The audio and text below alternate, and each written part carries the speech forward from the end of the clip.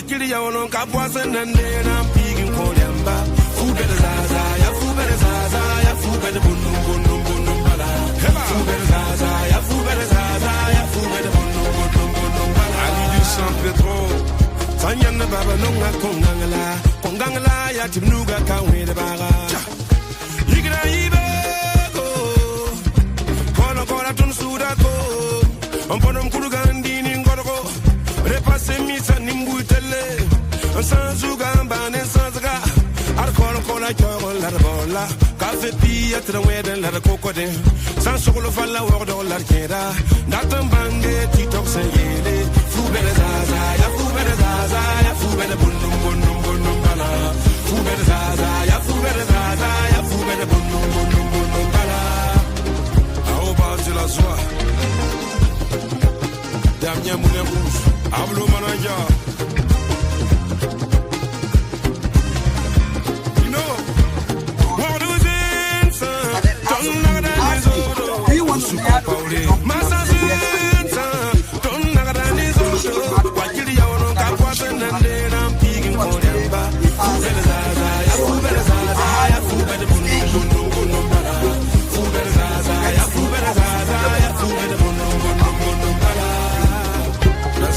Okay, that's great. So, can you do a touching for me on a drum? I want to see something, you know, right? Like seriously, when they sound like that. When you beat the drum, like when you are beating the drum, what comes to your mind? What feeling do you have? What inspiration do you have? Somebody tell you play more. So you get an inspiration when you knock the drum. So you go ahead, let me see something again. And then we have three songs that play this group. Okay. Jump on the three songs. The first one is the slap. The second one is two. The third one is big. So how do you do that? Because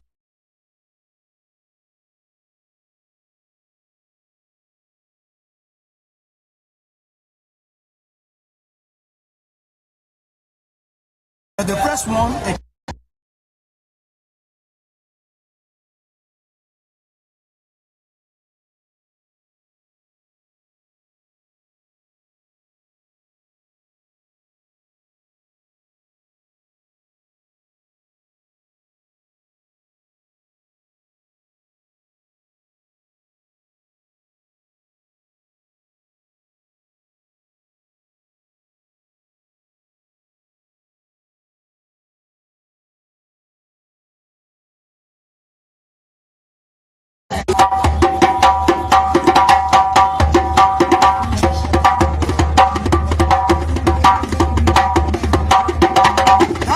That's great. I'm so impressed. Honestly, I'm excited. Thank you so much. So we want to see more for you. Let's talk about it. Yeah, so I'm seeing a lot of young people behind you, and those young people, what is their purpose of coming out today? I want you to bring one of them. I mean the younger ones, not the younger ones.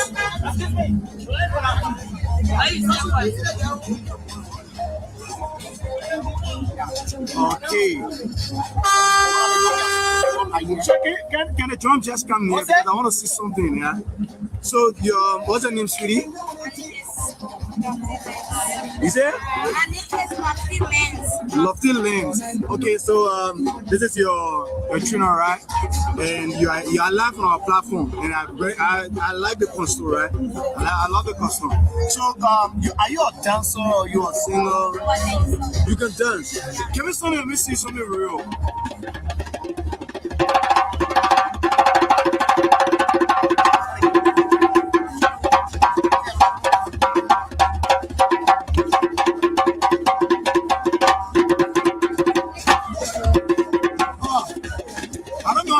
Today, thank you. I don't know how I feel today, but I know I'm gonna get more, right? I'm gonna get more. So, we about to get on the floor, right? Yeah, you're welcome. This is Liberia Crusaders for peace. You say? Liberia Crusaders for peace. Crusaders for peace, right? Yes. Thank you. And this is how we come about the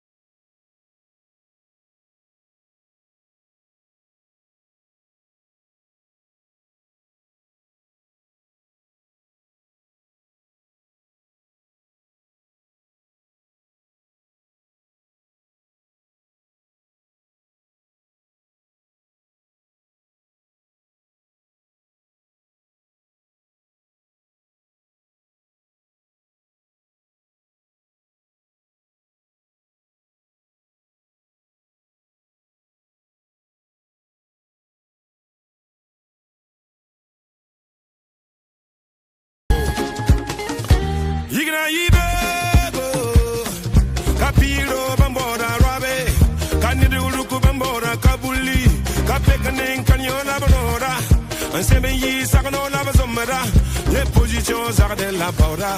Pour les flammes bêtes cadent, tu peux snapper. La tending stati ici c'est tout. Fou belle zaza, ya fou belle zaza, ya fou belle bonum bonum bonum bala. Fou belle zaza, ya fou belle zaza, ya fou belle bonum bonum bonum bala. Baba Signor, what was in son? Don't know that is over. Willem Signor, so innocent son. Don't know that is over. Yana good food. Top within son. Don't know that is over. Freddy, this is it son. Don't know that is over. What kill you on Capuas and then I'm peeking for them back. Food better zaza, ya food better zaza, ya food better bonum bonum bonum bala. Food better zaza.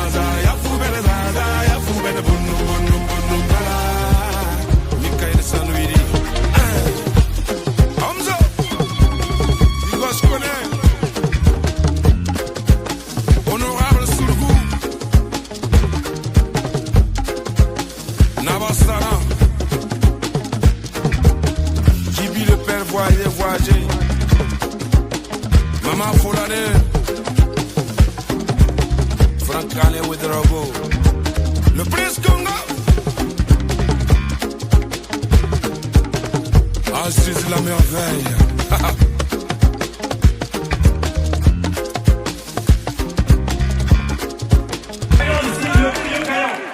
Et le grand vainqueur est tout simplement monsieur Mamadi.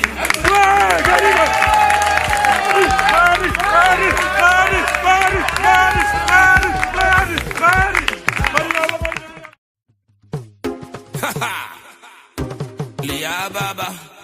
Yeah. Henge. Masazunsa. Donnagadanizodo. Sufbalima. Brunazunsa. Donnagadanizodo. Wakili ya wono kapwasa nande na pigin kolyamba. Fubere zaza ya fubere zaza ya fubere bunum bunum bunum bala. Fubere zaza ya fubere zaza ya fubere bunum bunum bunum bala. Ali du San Pedro. Fanyana baba nonga kongangala ya timnuga kawede baga. Yigra ibeko. Kola tun sudako. Omponom kurugandini ngoroko. Repase misa nimbutele. Sanzuga mbane sanzaga. Kola kyoro la bola. Kafe pia trawede la kokode. Sansolo falla wordo la kera.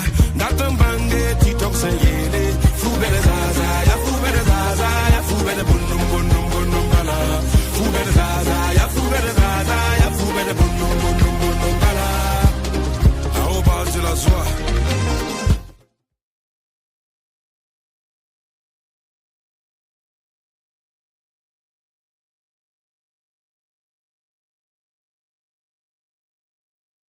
Strikes on Saudi Arabia, more specifically hitting its Aramco oil facilities. And we see now the Saudis, again, seems to increase their backing of its side in Yemen to fight against, well, who we in the West call the Houthis. But what is it that's happening now, and where do you see this headed? Well, there seems to be a bit of a strange turn of events because the United States for the last couple of nights has not attacked Iran. And all is quiet on the Hormuz front. Of course, the Iranians continue to shut the Hormuz for ships affiliated to Saudi Arabia, the Emirates, Kuwait, Bahrain, and Qatar. And of course, they are all U.S. allies. And a ship was targeted by the Iranians, a ship which violated Iran's naval orders. And this was the second ship that Iran struck yesterday, since Trump declared that every time from now on that a ship is struck, the United States will take out a bridge or a power plant. But two ships have been struck so far, and Trump has not done anything yet. Some people were speculating that Trump would attack on Friday after the markets close, but here we are on Sunday, and so far nothing. That doesn't mean we won't have war, but I think it is an indication that the United States does recognize the seriousness of the situation, most probably at least, and that the Iranians are not going to be intimidated or they're not going to back down, which is something that they should have known anyway, because during the 40 days of war that we had,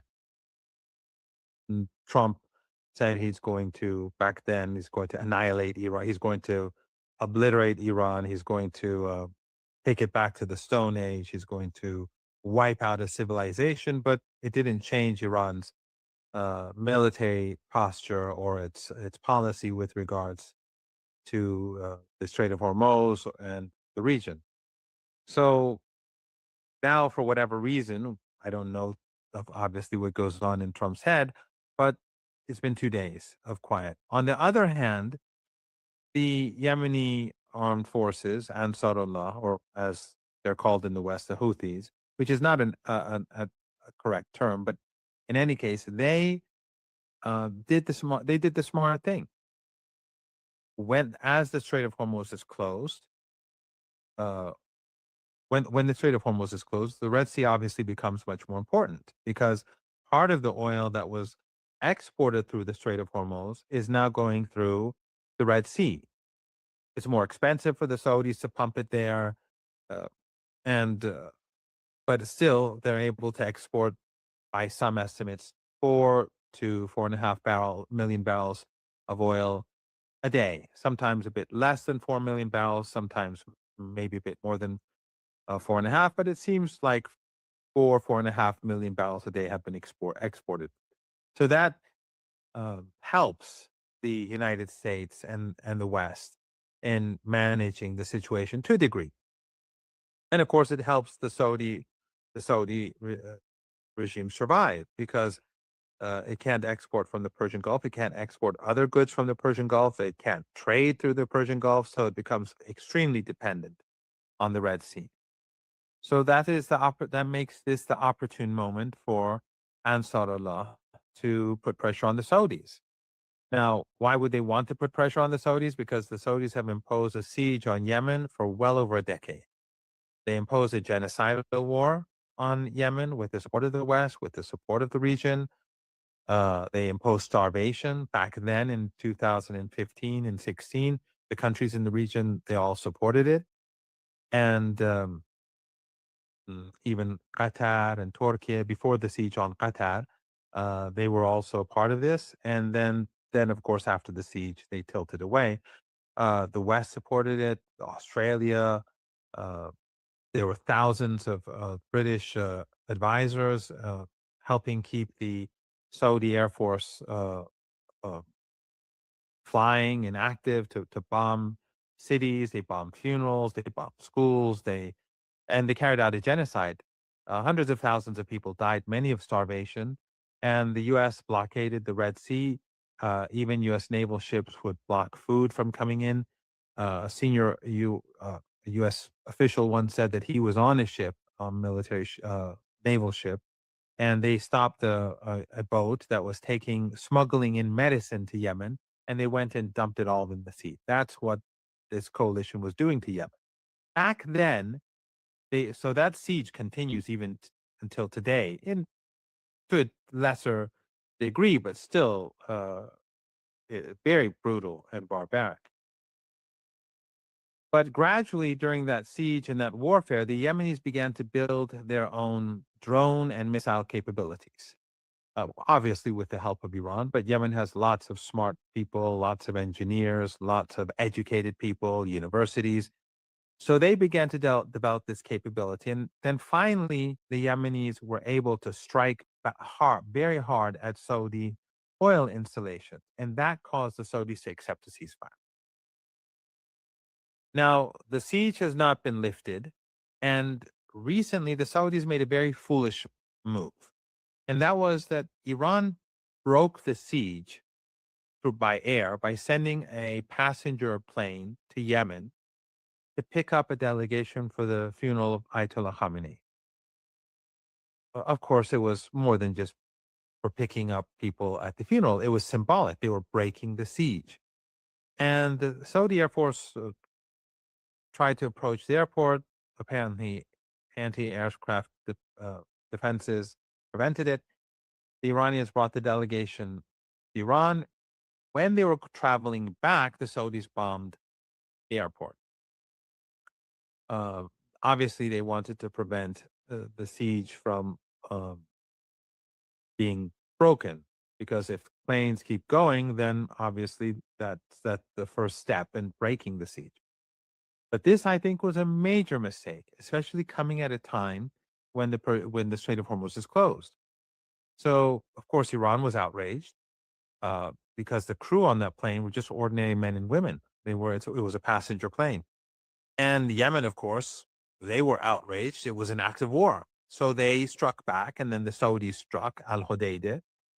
And we saw what Yemen did the night before last night. So that created huge damage to the Saudi oil infrastructure. And it sends a message both to the Saudis and to the United States about the future of the oil market if this war continues. So you see that the axis of resistance is working collectively, but also Yemen is working because this is the best opportunity for Yemen to break the siege because the Americans and they need that oil. And what is interesting is that, and I'm not sure about the details, but as far as I know, the Yemenis did not focus on blocking the oil exports. They did lots of damage to very key facilities. But if I'm not mistaken, the Saudis can still export oil, whereas the Yemenis could have destroyed the port and just blocked oil exports. But, and this is just my personal interpretation, it may be wrong, but I think they didn't do it because they've closed the Red Sea effectively to Saudi ships already. They've hit 3 ships to teach the Saudis to take them seriously.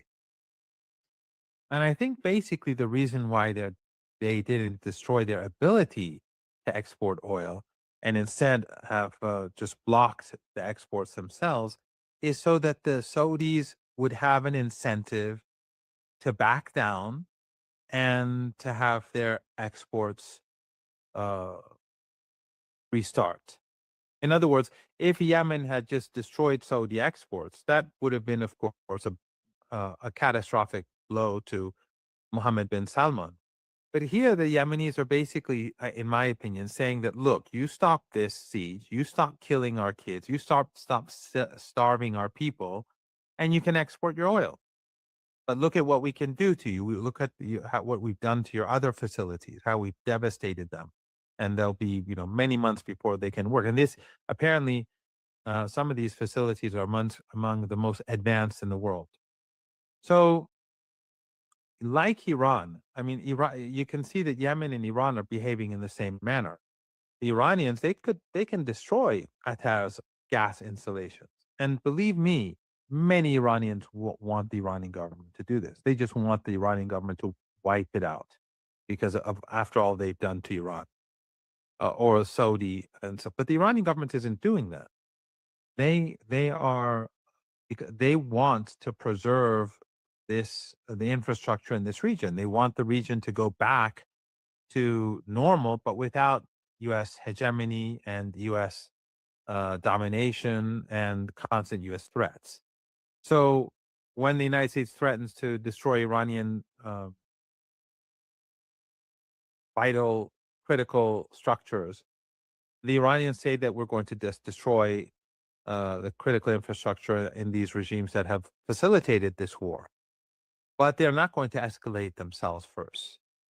So they want to keep that incentive. They want to keep this incentive for the United States to refrain from escalation, and for the regimes in the region to put pressure on the United States in order for it to refrain from escalating. But in any case, all this aside, simultaneously, the Saudis are being targeted. The Red Sea is shut for Saudi oil, and the Strait of Hormuz is shut. And it's been 2 days since Trump or his armed forces have stopped attacking Iran, and they have not attacked Yemen either during this period. Well, I guess that's the logic of the escalation ladder as well, not to go all out in a all-out war, because that would essentially put the Saudis as well all in if everything is being attacked. So it's that ability to escalate further. This is what usually imposes restraint on the opponent. That is showing you're able to destroy the targets, but leaving out the more critical targets. To give the opponent a chance to change its position. But if we would then put ourselves in the shoes of the Saudis, what kind of how does it look like for them? What are their options now? And I'm assuming that the Americans are putting pressure on them to assist in this war, because the Americans seem to be fighting this alone. Even the Israelis are sitting this one out, which is interesting. I see Iran is not striking the Israelis, but the Israelis are not striking Iran either. So how do you see I guess the world from eyes of the Saudis as well as the Israelis for that matter, because they have limited options now as well. Well, first of all, I think the attack from Yemen was probably a major surprise because the quality of the attack was very high. And obviously, the technological advancements made by the Yemeni armed forces and Ansarullah are very substantial. And we have not heard of any success or major success in downing the missiles and drones and cruise missiles. They themselves have said they fired dozens. So their arsenal is very substantial. On the other hand, the Iranian arsenal is enormous. We've discussed this before. The Iranians have been preparing themselves for this war for decades. They've been producing missiles and drones for a very, very long time, and they continue to produce them now. And the Iranians can go on with this for a very, very long time. Throughout the next year, the Americans will run out of military hardware or missiles and air defense systems far before the Iranians. But now that you look at Yemen alongside Iran and its capabilities, it's because I think if I was a Saudi, I'd be terrified because on the one hand, you have Yemen, which can tolerate its threshold for pain is very high. It can tolerate huge amounts of pain. It survived the genocidal war. It was treated like Gaza for years. But the difference is that in the case of Gaza, the Palestinian people had huge amounts of sympathy. In the case of Yemen, there wasn't that much sympathy. It was largely ignored. So, but they persevered. They won, and to their enormous credit, I mean, extraordinary the morality of these people when Gaza was being when the genocide in Gaza began, they shut the Red Sea to put pressure on the Israeli regime to bring an end to the genocide, despite all the hardship that they'd been through, and despite the fact that, except for Iran and the axis of resistance, there was very little sympathy for them across the region, even on the streets. So now you see that the Iranians and Yemen, they both they can tolerate a great deal of pain. The Iranian economy is not nearly as dependent on oil or gas as the Saudis. It is dependent. I mean, it is huge in Iran, but Iran has agriculture. It has its own. It has industries, but it doesn't depend on oil or gas exports like the Saudis do. The Saudi economy is an oil economy. And if that is just shut down for a few months, the Saudis are in serious trouble. They have nothing but oil. They have hundreds of millions of dollars worth of shares and assets and in the United States. So which, but I'm not sure if the Americans will allow them to withdraw a substantial amount of money. They and the Emiratis and others to sell their bonds or their shares to make up with, because that would be hundreds of billions of dollars if they actually did that. So the Saudis are in a very difficult situation, and as I said, the Iranians and Yemen can tolerate a lot more pain than they can. But then again, the fact that the Saudis bombed the airport and started this with Yemen, I think was a very irrational decision to take. I've heard from a couple of people who normally are well informed that the Americans pushed the Saudis to do this. But even if the Americans, if it doesn't matter if it was the Americans or the Saudis, it was a foolish act because it has made the Saudi regime much more vulnerable. If I was a Saudi and the Iranians had sent a plane, I would not have struck the airport, even though I know that the Iranians would probably send in more planes, and every week or so they'd send another plane, or maybe two a week gradually. But I still wouldn't risk starting a war with Yemen when the Strait of Hormuz is closed. So I think this puts the Saudis in a much more difficult position. But more importantly, I think it puts Trump in a very difficult position, because during after the 40-day war and the 2 months or so of siege warfare, where the United States obviously lost, Trump signed the MOU, and his justification was that we only have 4 weeks of energy resources or oil left in our reserves. Now, how accurate that is, I don't know. But in any case, there is a problem. There's a serious problem. The Strait of Hormuz was open for a couple of weeks, normalized for a couple of weeks, but it's been closed now for over 2 weeks again. And by shutting down the Red Sea and threatening Saudi installations, the pace in which the shortages increase has risen. And that, I think, puts Trump in a much more dangerous situation.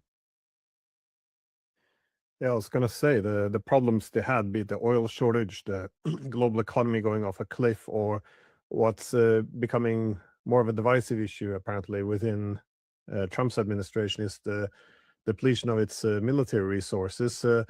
None of these things have changed. So this is why it's very strange that the US decided to go for another round of escalation, war against Iran, especially after the MOU.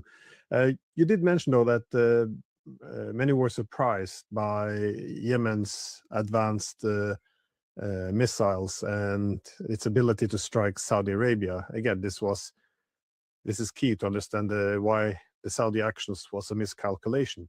But we also see this on the Iranian side, though, that the Iranian attacks are now being reported in media as being much more devastating. That is, it's causing more American casualties, destruction of American military targets, its equipment. And I was wondering, how are you reading this? To what extent is what is being hit on the American side, but also why? Is it the missile developments improving? I mean, because it appears they're faster now, more precise. They have more evasive maneuvers, so they avoid any missile defense.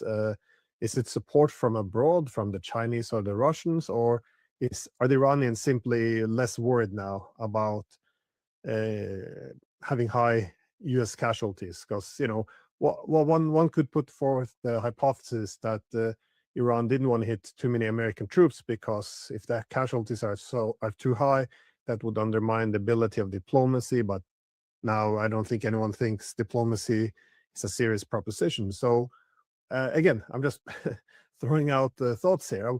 I wanted to hear from you, though. How do you explain what is happening now? Because you would think after all these rounds of attacks on Iran, it would get weaker. But again, people are a bit surprised, because this is also in the Western media. And again, when you go through all the rounds of narrative control, it still comes out at the other end, making the point that Iranian missiles are getting faster, more precise, causing more destruction.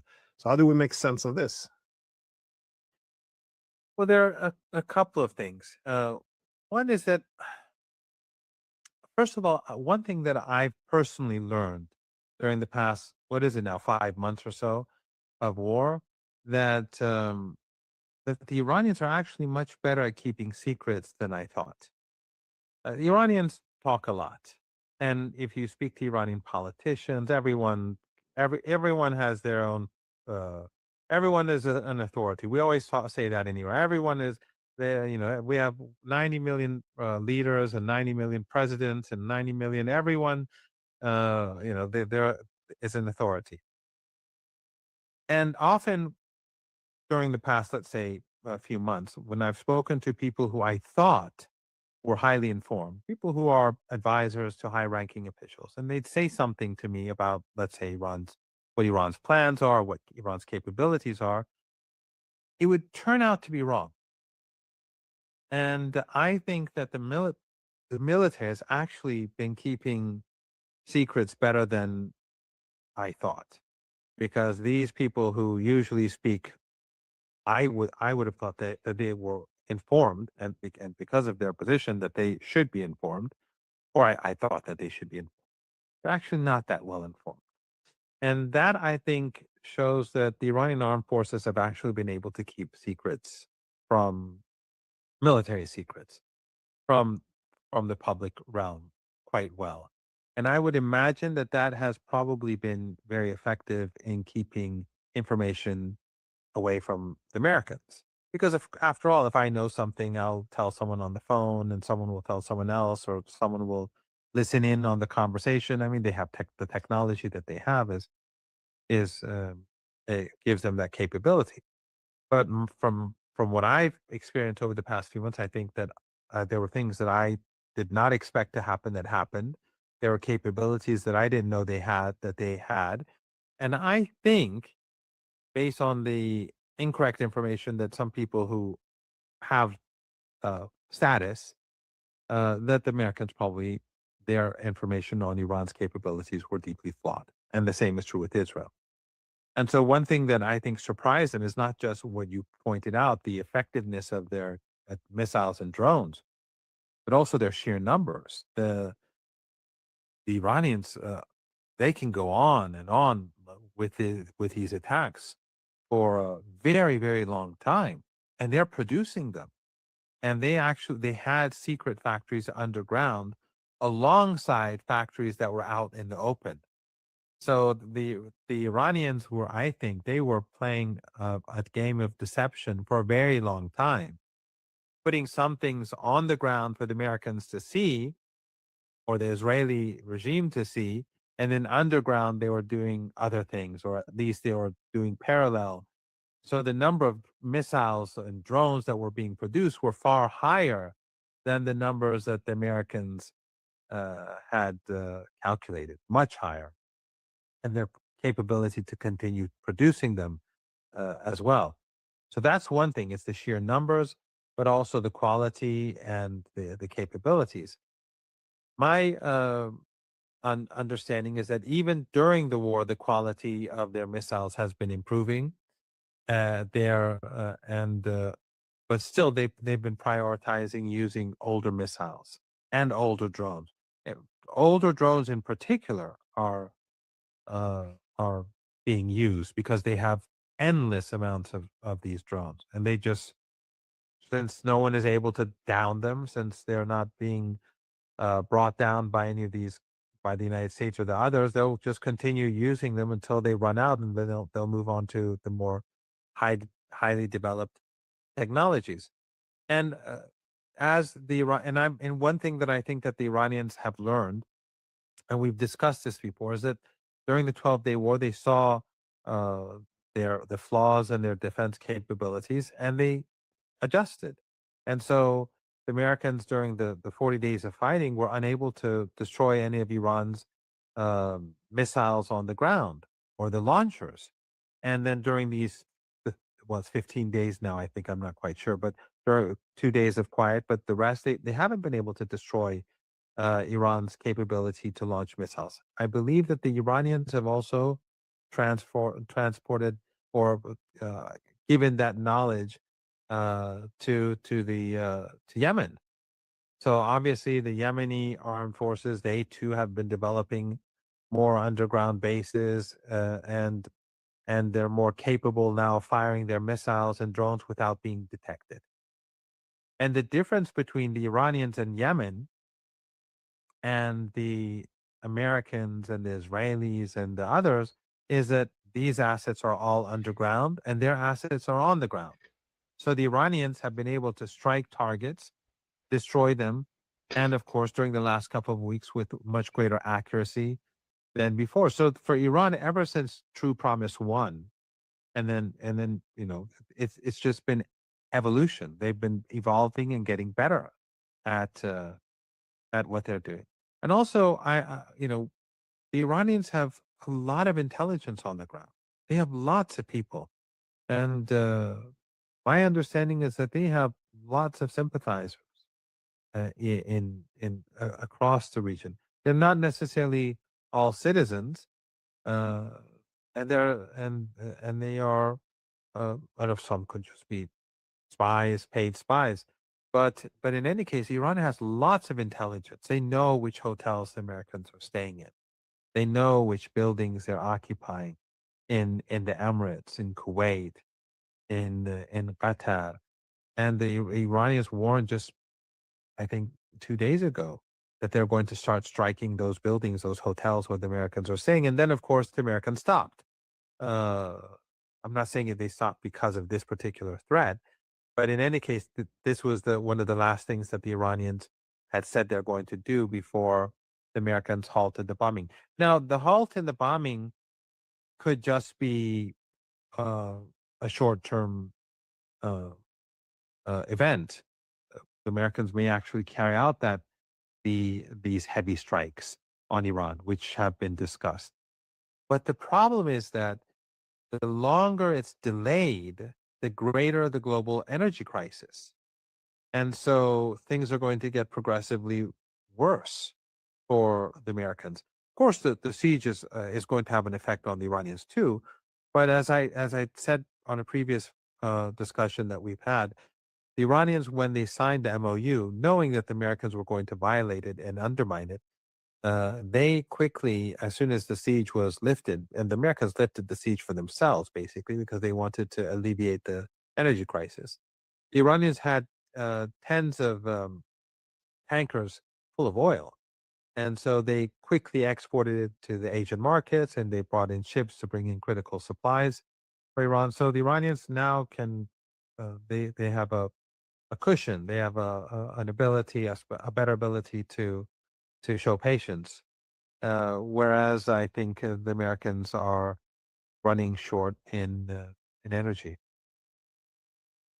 Yeah, I keep thinking the what's unfortunate for Iran though is that it's up against the U.S., Israel, and again their intelligence services are quite impressive. So I would think that they would get a lot of information on Iran. So if Iran is infiltrated, if I was Iranian, I would do as you suggest. I would put up a lot of disinformation to flood the information space. Just if it's difficult to keep big secrets. However, though, with this, I think you're right with this de-escalation now by Trump. Well, you say they haven't struck anything over the past few days in Iran, and again, in the media reports, one should take with a grain of salt, of course. But the suggestion is that Trump wants to go for a massive escalation. However, his advisors are warning him that the situation, the consequence would be very unpredictable, and the assumption of success. I mean, first you have to define that success. So it's he's being advised against it. At least this is what we're told. But of course, the propaganda is quite heavy, and I'm not sure if media is reporting on what's happening or what they want people to think is happening. But either way, it is interesting how Iran responds to. Because again, if I was Iranian, I would see a dilemma here. On one hand, if the Americans want to de-escalate this, that's that's a good thing. Buy some time. Also, any day without bombs is a good day, I guess. On the other hand, the other side of that equation would be that it would give the Americans time to regroup as they want. And I guess giving away that escalation control to the Americans, who decide when the escalation begins, when the de-escalation begins. If the Americans feel they have this control over the war, it would make them much bolder. They would be willing to go into a big conflict, and knowing that they're able to pull back if and when they would want to. I guess that's how also they ended up in the problem with the Strait of Hormuz. I thought if they weren't able to decapitate Iran, then they could go back to the old status quo. But as they found out, there's no such thing. Anyways, my question was actually about the Strait of Hormuz, because the U.S. had a lot of objectives. We know they wanted regime change. They wanted to knock out the nuclear program of Iran. Military, civilian, doesn't matter. They didn't want anything. They wanted to destroy the ballistic missile program. They wanted Iran to sever its partnership with regional allies.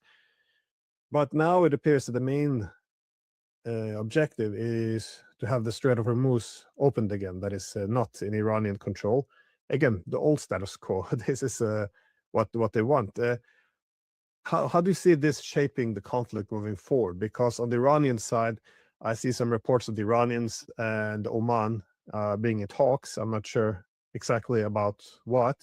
And on the American side, they're thinking, this has to come under US control in some way or another. Yeah, I see Trump talking about, how they're the guardians of the Strait of Hormuz, but at some point, the PR and let's call it BS, it has to actually manifest itself in something specific. So I spoke to, Trump's former counterterrorism chief yesterday, Joe Kent, and he was making the point that the US might now go in for a ground invasion, even though he made the point this is going to be a huge disaster. They can catch the islands, for example, but they can't hold them. They can't do the supply and support. I was just wondering, how do you see, sorry, a very long question, but at the heart of it, how do you see the Strait of Hormuz essentially shaping the conflict moving forward, given Iran has to talk to Oman, the Americans are seemingly getting quite desperate? First of all, I think that in a sense, Iran in this quiet is already going up the escalation ladder in a way by keeping the Strait of Hormuz closed. And I know also now that the Red Sea is closed as well, it is sort of very quietly increasing the pressure on the United States. Of course, the pressure is on Iran too, no doubt about it. But the Iranian capability to tolerate pain is different from that of the United States for a host of reasons. One is, of course, we've seen the funerals, we've seen the support for the Islamic Republic among the general population, which is key. But also, Iran is the victim of this war. That gives people greater resilience. Iran's religious ideology, Shia Islam, makes it particular resistant against oppression and aggressor and the empire. So these all make Iran more patient. It will be difficult, but more patient. For the United States, it's a war of choice. Everyone knows that it's being done for Israel. It's not being done for the American people. That will make it more difficult for it to tolerate inflation and economic pain and so on. If it was a war that the Americans had to fight, then of course their threshold for pain and so on would be different, obviously. But this is not the case. So I think that the Iranians, every day that goes by, they have the advantage. As I said, especially with Yemen added to the equation. With regards to the Strait of Hormuz, that for Iran, I think, is clearly by now clear to all a red line. That they've taken the Strait of Hormuz and they're not giving it away. They've made this very public too. It's not something that it's not just some thing that someone put out there so that they can withdraw. They've been very clear that the Strait of Hormuz it's forever changed. With the Americans, they can go a couple of different directions. One is they could gradually back down, or they could escalate, or they can continue, which I think would be a terrible option for the United States because they'll fail.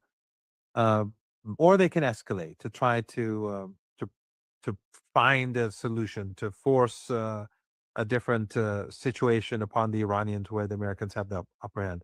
They can only do it in two ways. They either carry out a land invasion or they carry out heavy strikes, or both. But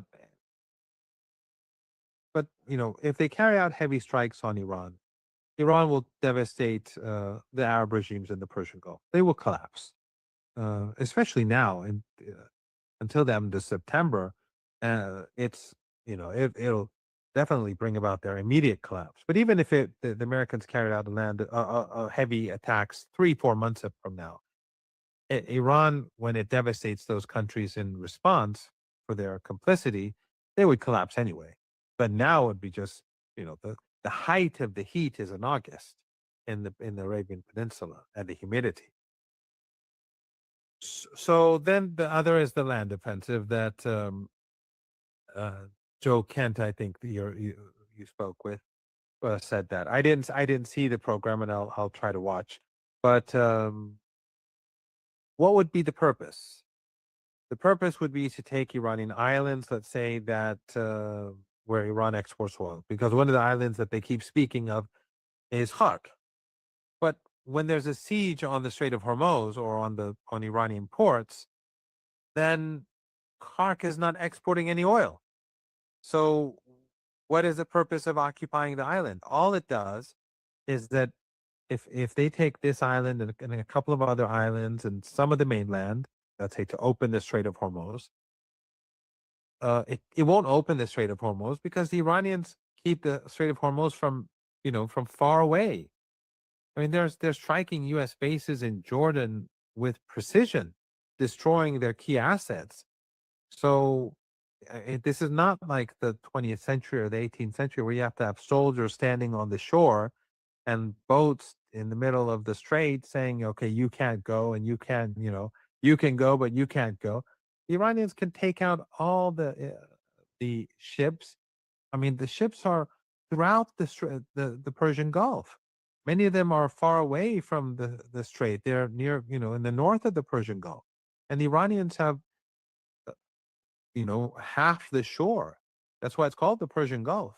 And they have all these islands. So, and they have mountains, all across, running right alongside the Persian Gulf and the Strait of Hormuz. So the Iranians can destroy the oil installations, the gas installations, the electrical power plants. They can destroy the desalination plants. And Iran doesn't need desalination plants. 1% of Iran's population uses desalination plants. In these countries, it's almost everyone. And they can do it from anywhere in Iran. They can destroy all these from anywhere in Iran. They can destroy the ships. So taking the Strait of Hormuz physically is not going to do anything. Taking an island which exports, through which Iran exports oil, is not going to do anything. What it does is it puts all those troops close to Iran, inside Iran. And Iranian ground troops have been preparing themselves for this war for decades. They have their own drones, they have their own rockets, and it will be close combat. And they will be fighting in many cases from the mountains. So, and the Americans will have a huge logistical problem, especially in the next, let's say, for the next 3-4 months, when it's very hot and say in 3-4 months it's still hot. I mean, half of the problem is just getting enough water in for their soldiers. So it will fail. I mean, they'll be defeated. So whether the United States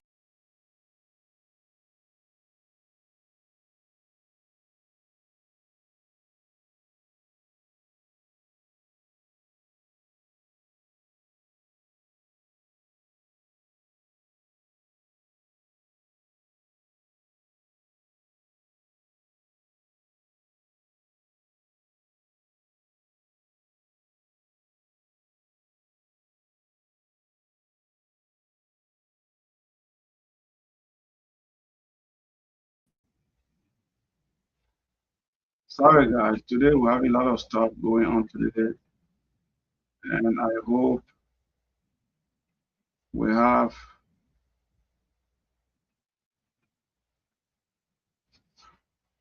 So I hope we have a lot of time here to share with us, with you guys as well. So, okay, let's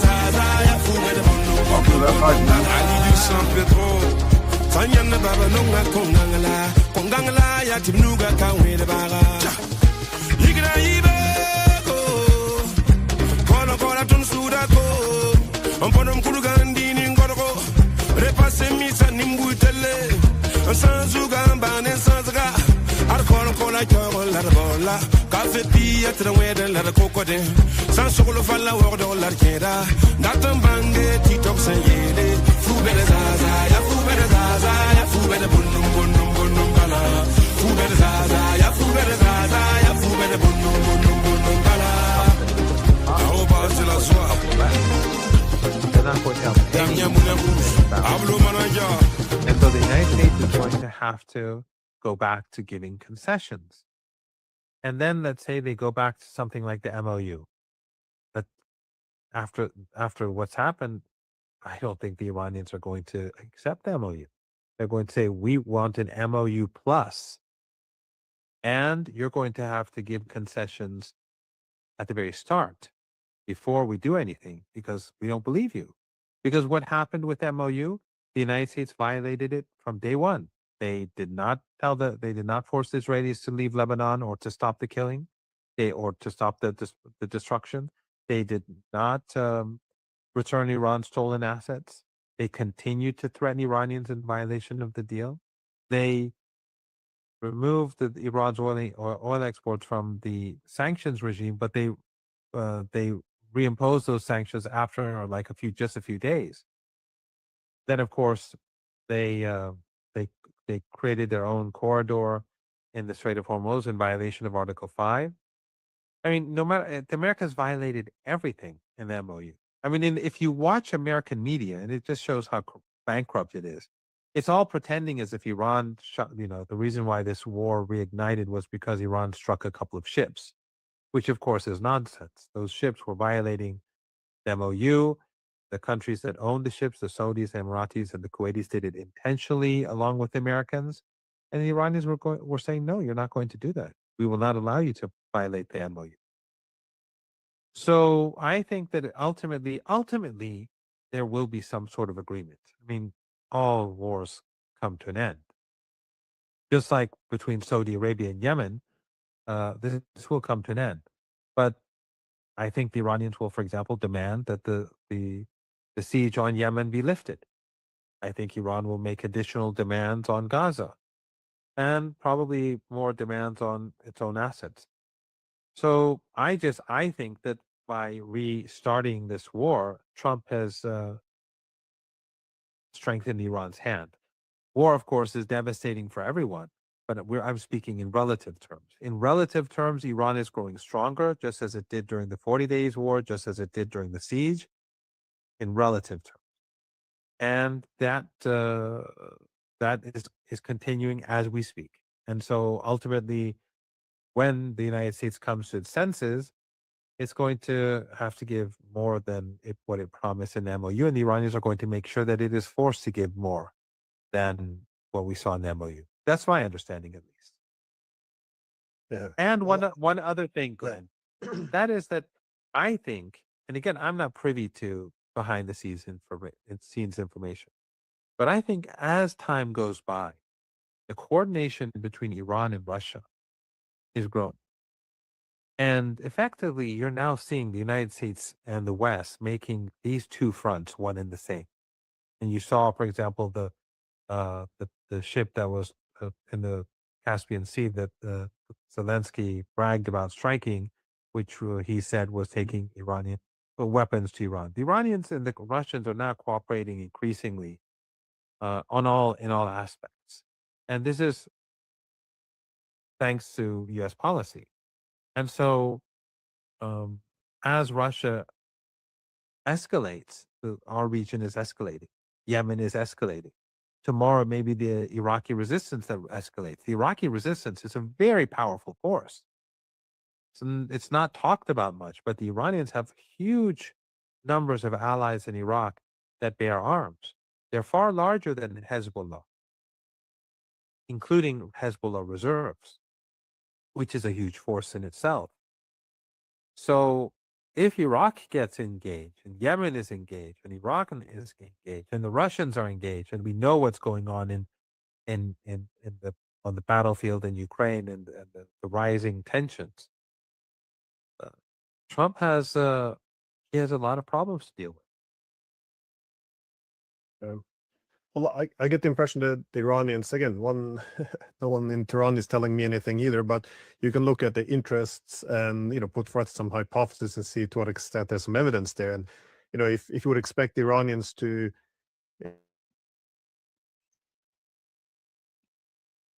So, brothers and sisters, we are back. We are back because today is another great day, and today is the Independent Day of our country, Liberia. So today we'll be having a lot of stuff lot of activity on the ground today that quickly, there'll be a lot of events today. Quickly, we'd like to go to Kwaduboni Bakedu. I want to have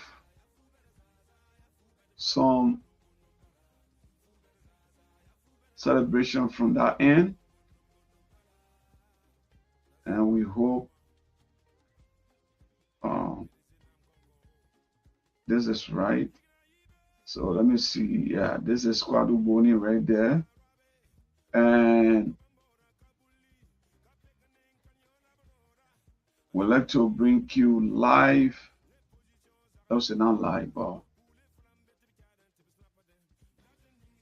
I want to bring you from there would be, let's see what it is. Okay, so right here. And then let me make it bigger. You see that? So what we do next,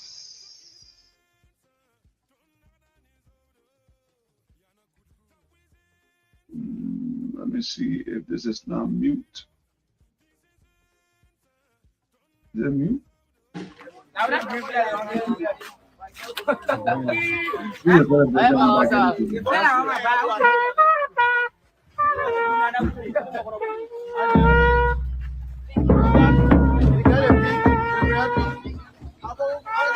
So guys, this is let me pause it a little bit. You pause it a little bit. So this is in Kwaduboni Bakedu. Kawako actually went on to bring the activity of the celebration in Kwaduboni today. So, and happy I captured this. So I would like to, bring it to you so you myself can watch this. Yeah, so this is what actually happened today in Bakedu, Kwaduboni, Kawako.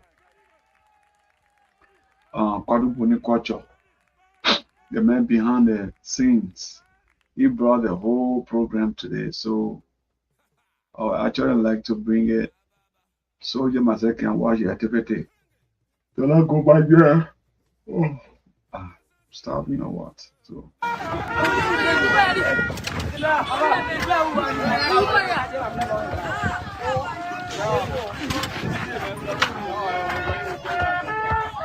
So I bet you that time to everybody.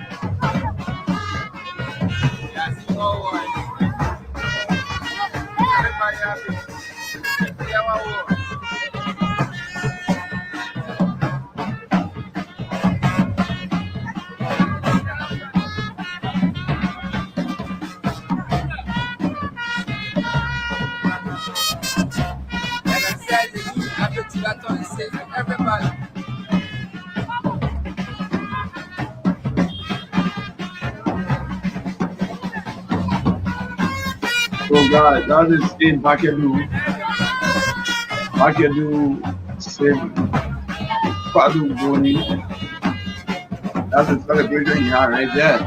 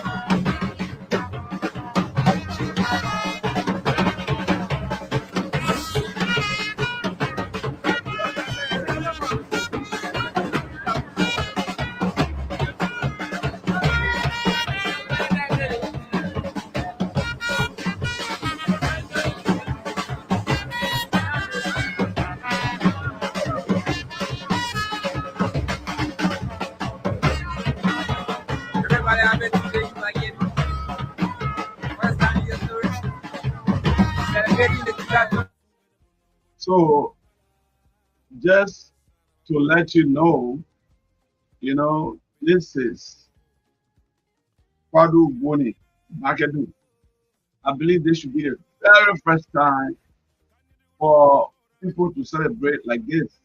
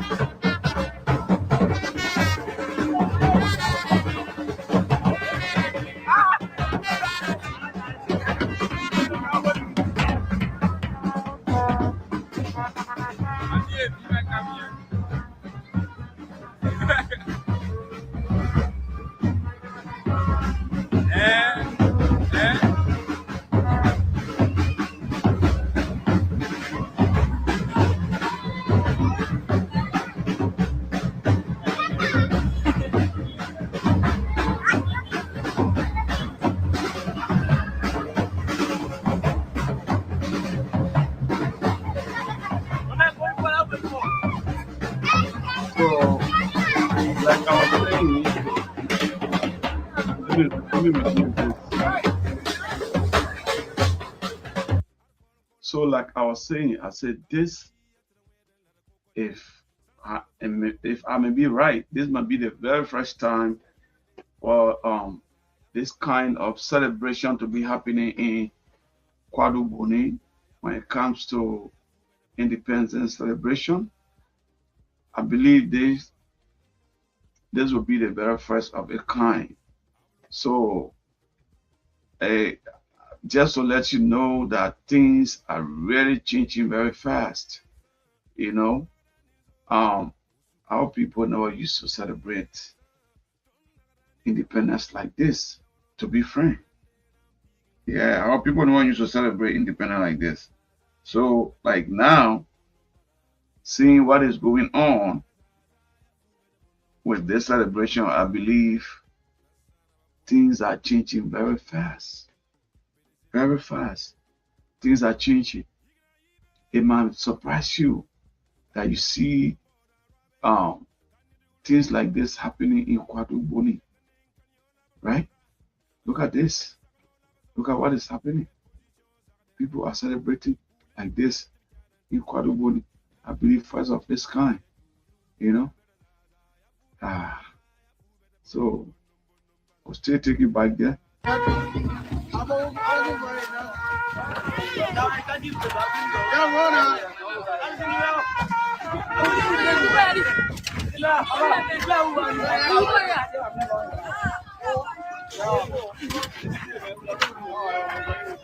This might be strange to older people, but the young people, no, the children are not strange to them.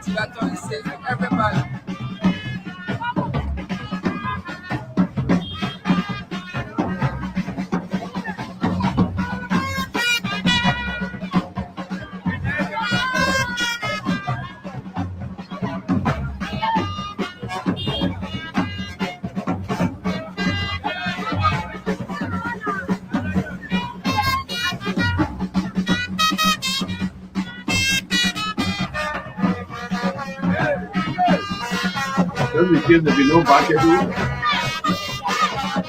we'll be looking around. This is your broad street, critical street, main street. In bucket.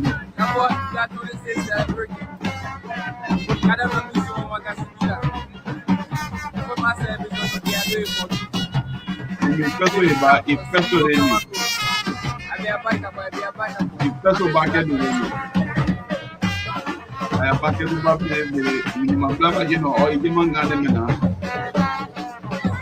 kidding me.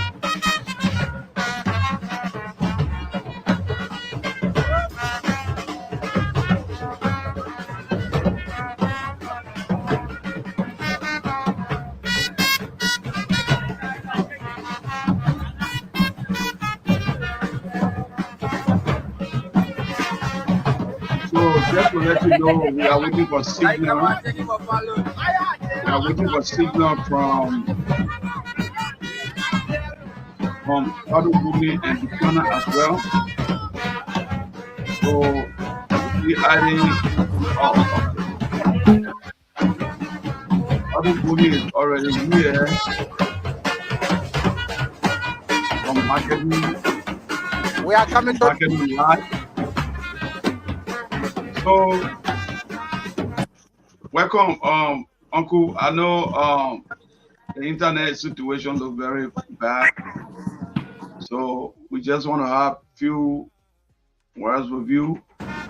This program that you initiated, I think he's gone back again, so we'll come back.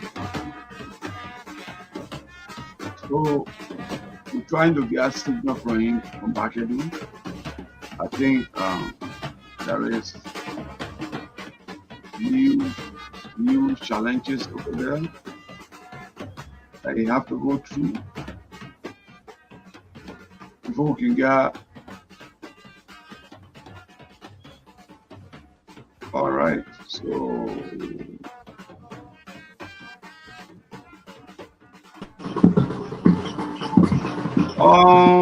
welcome, the honorable man. Your video gone up.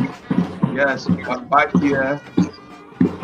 So he's speaking to us live from back here to the Senate. Yeah, folks. Good afternoon. We're coming to you live. This is Kwadu Boni Cultures Last TV coming to you live this afternoon from Baghedu Township. We are here in commemoration of the independence of former Liberia, 179 years. And today marked the first ever day for this part of Liberia to, celebrate the July 26th. This is something that we thought it was that, the narrative should be changed. We are here making sure to bring you the update and happening of the celebration of the July 26th. As you can see, folks, young people have come out, and I swear, and other people also, embracing, this occasion.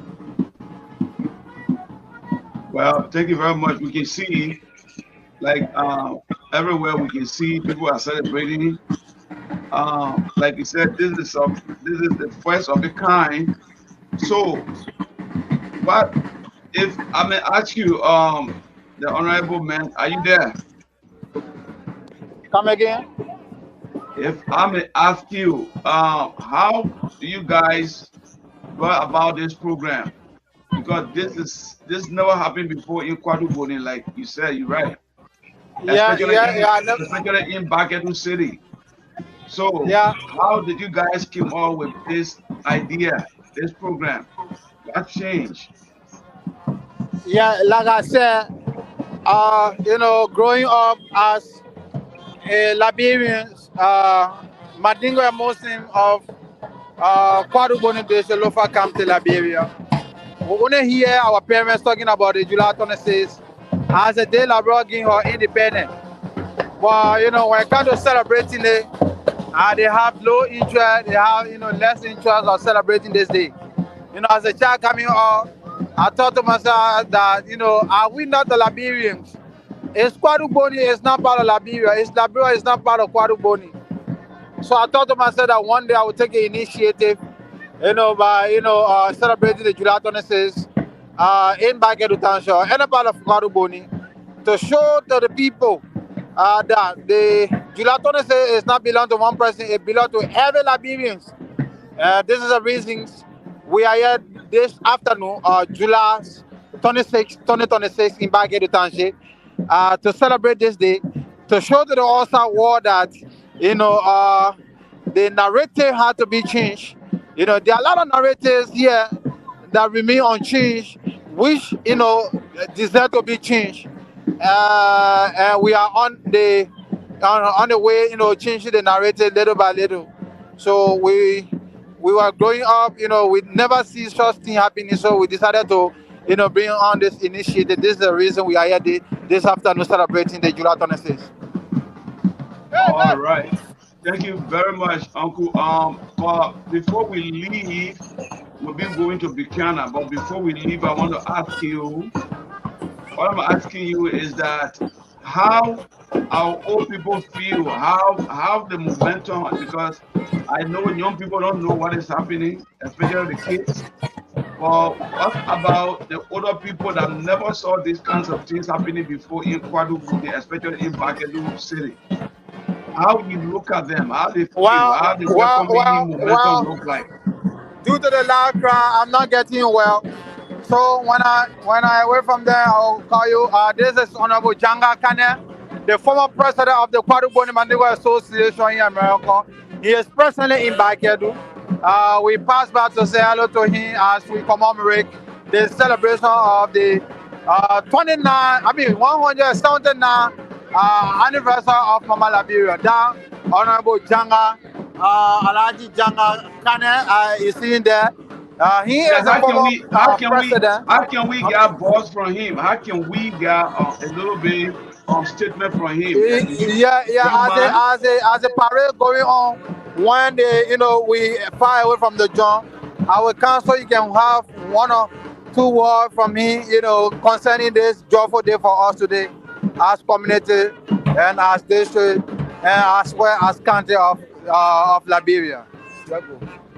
All right.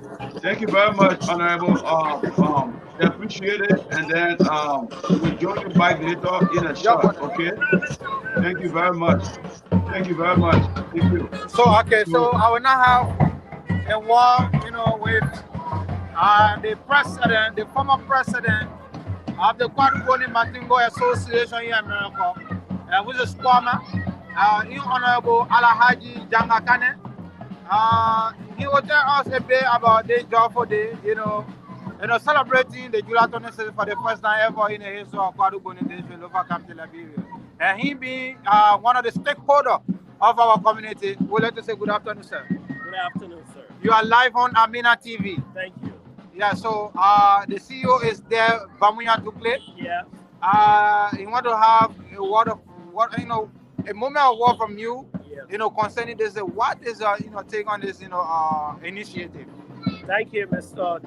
Fofana. Am I right? Mr. Dukle. Mr. Dukle. So sorry. I think I'm very thankful to you and the organizer of this particular chat room, whatever it can be. Yeah, Amina TV. Amina TV. Yeah. I want to thank you for organizing this television station. Yeah.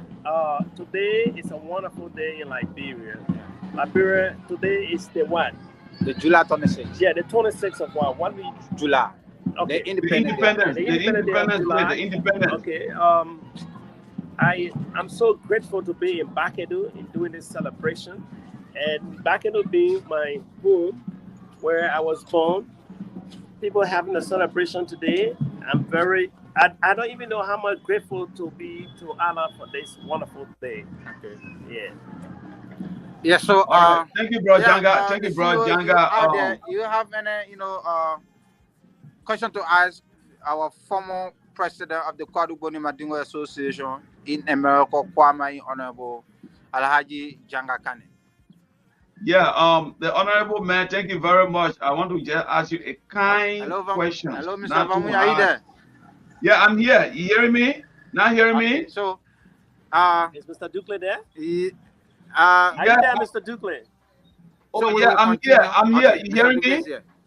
Thank you. You hearing me? We are not getting you. I think you are being muted. So, I want you to check the system. We are not getting I'm all right now. I'm okay. I'm okay now. And today is a very beautiful day. Look at the weather. The weather is beautiful. Yeah. My presence in Bakedu makes me so happy. It's a very blessed day. An independent day meet me in my home. Are you guys hearing me now? And for the listener, happy Independent Day to everyone. Thank you, guys. Sandra, can you hear me? Yeah, probably something went wrong. Okay. Thank you. That's Yes. fine. I will see you guys again. Thank you. Honorable Vamunya, I think your mic is muted. Unmute.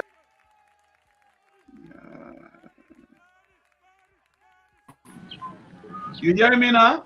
You hear me? No?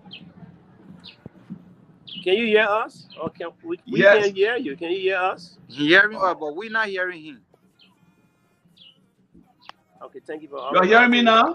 Okay, Yeah, okay, I can hear you now. We'll get you now.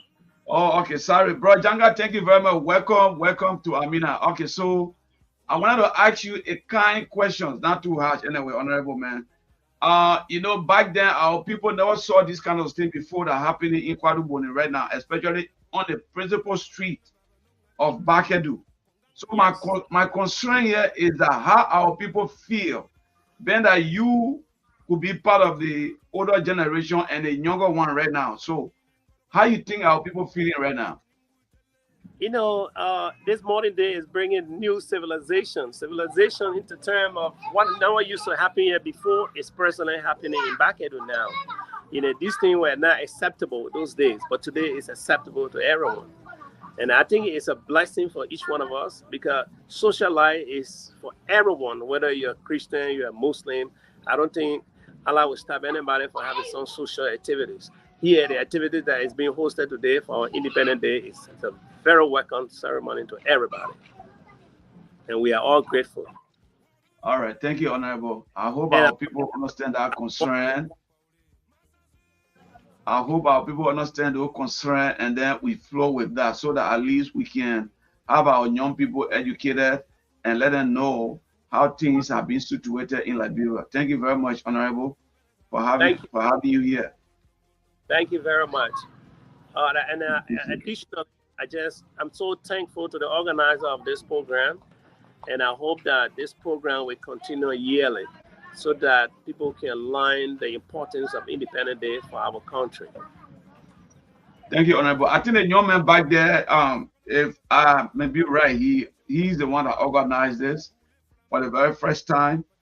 I think the young man that behind you there, Kaifala Dukle, I think he's the one that organized this, if I'm not making a mistake. Is that right, Mr. Kaifala? Sorry, yeah, anyway, but I know Kafara is the organizer, but I know we have some supporter in the background. Kafara is a very good organizer. I went over there last night to see the play with jam-packed capacity. He have gone out to sub to do some regulations, but unfortunately we couldn't have seen last night. But I'm very proud of him. And to be honest, I'm very proud of him. He's very energetic. He's a kind of he's a very popular person and humble. And this is what we're looking for, as somebody who can promote the community, who can promote Kwaduboni in general. I'm very thankful to him for organizing this program. Thank you very much, Honorable. And what was really funny to me this morning was that when I wake up early morning today, I saw those groups chasing one little baby goat everywhere in the city. So I was kind of really laughing. One black goat, the goat refused to be sacrificed today. And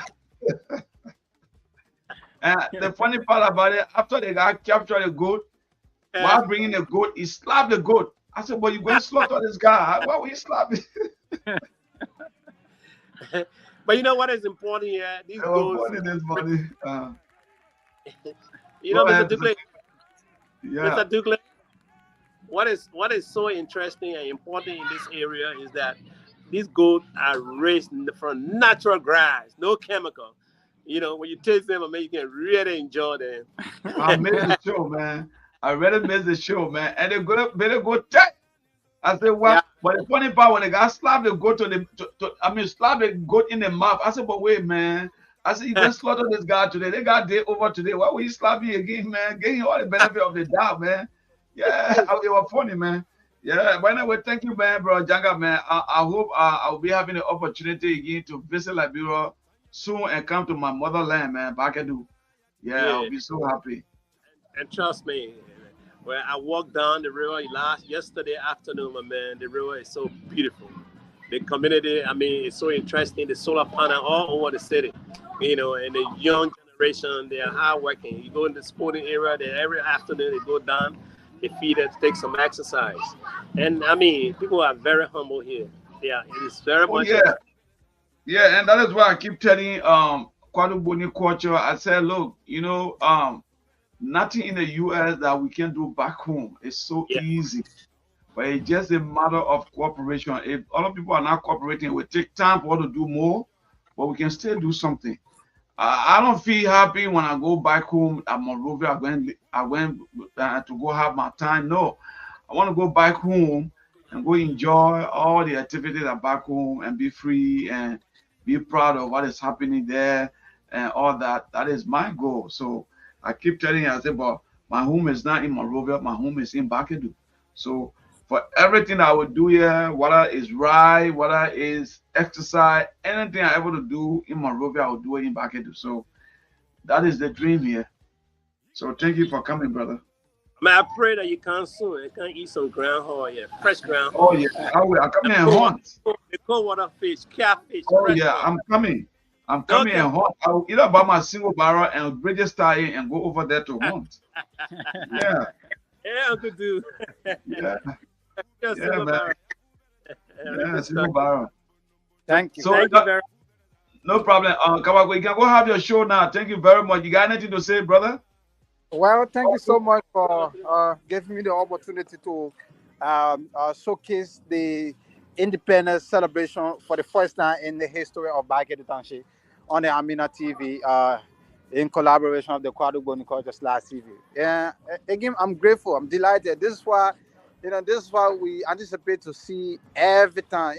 There's a famous saying that says that was quoted by the former president of the United States of America, which is Barack Obama, says, "Not what your country can do for you, but what you can do for your country." And we are, saying that not what Kwaduboni can do for us, but what we can do for Kwaduboni. And this is, there is a, path we're on right now to change some narrative and, do what we're able to do for the community.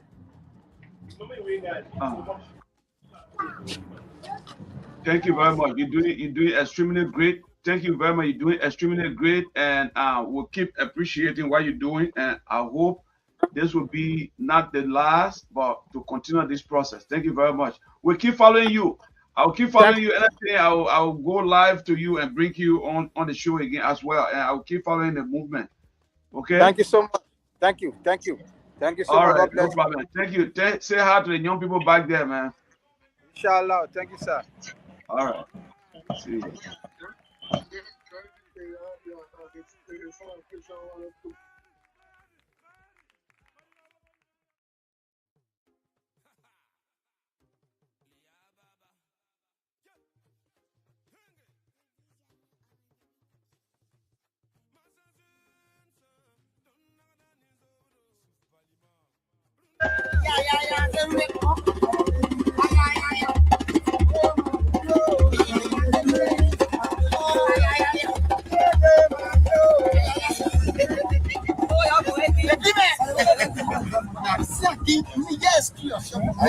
All right.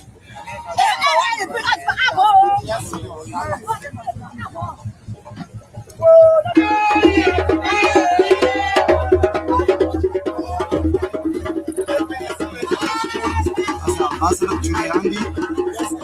He's on alongside with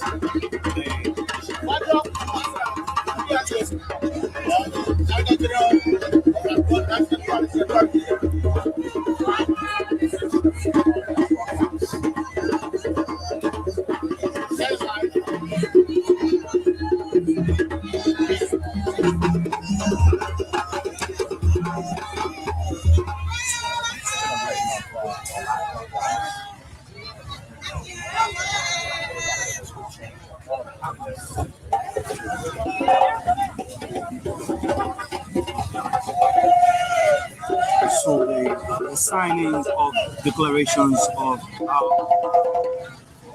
our independence was signed by 3 great countries. Crusaders of Montserrato, Carbasso, and Sain.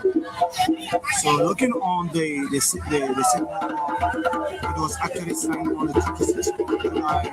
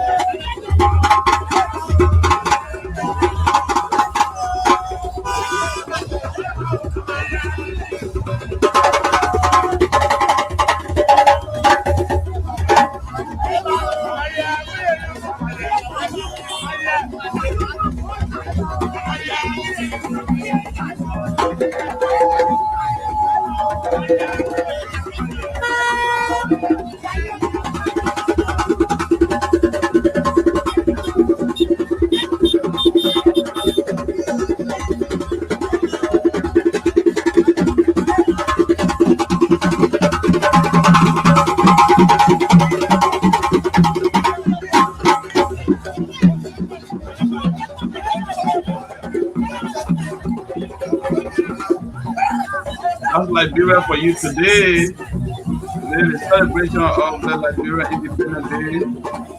And lately, will be a lot today about Independence Day today.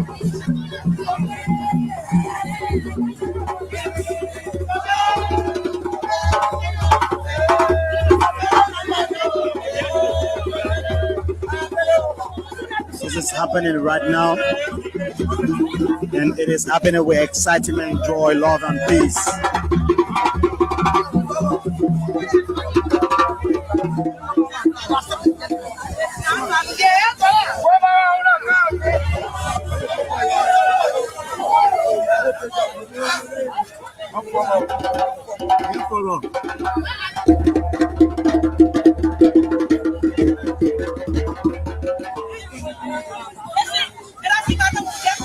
How you doing? How you doing? Come here. I salute you for tasting. I like the sound of that thing. Can you just give me one or two sounds?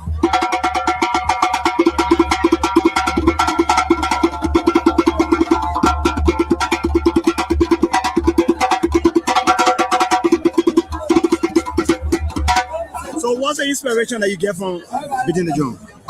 Actually, when I play the drum, more often I believe in my reverend traditions called the cool dance. And the cool dance, that's my reverend era. So whenever I play drum, I feel satisfied. That's why the cool, I play all traditions. Yeah. So I can get one inspiration for both parties. So we get inspiration for both parties.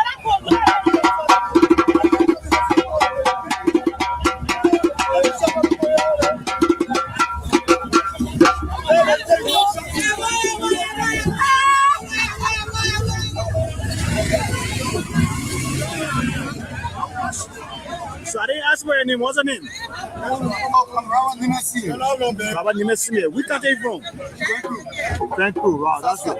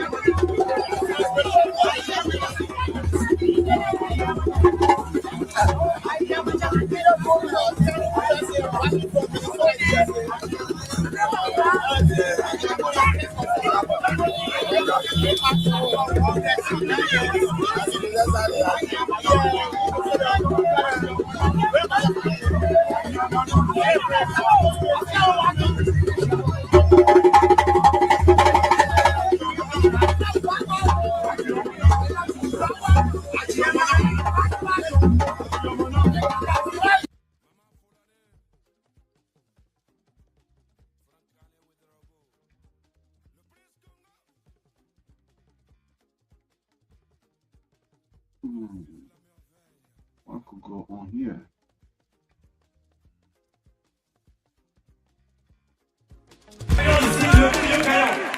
Et le grand vainqueur est tout simplement monsieur Mamadi.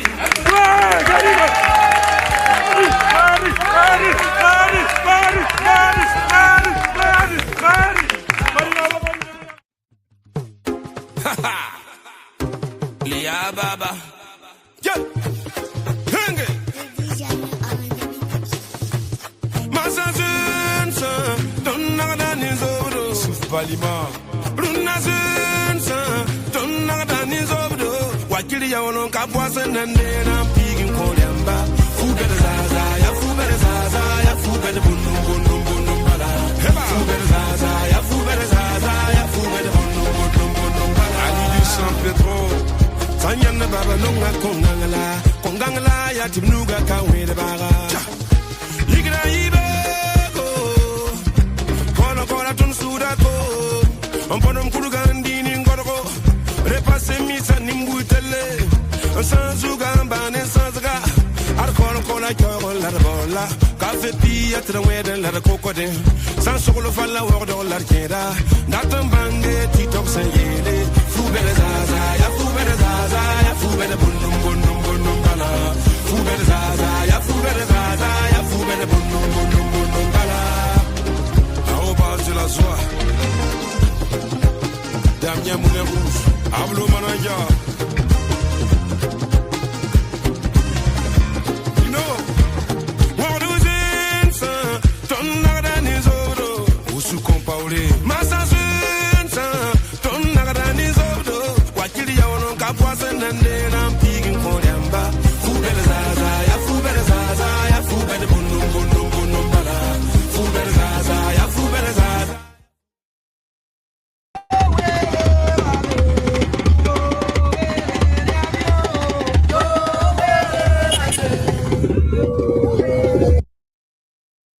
So we're bringing in folks. We want you to keep tuning in, keep watching. We bring you a live broadcast from Vienna City, and today is the day we have decided that every 26th of July, we as Liberians, we will come out to showcase our cultural value, and it is really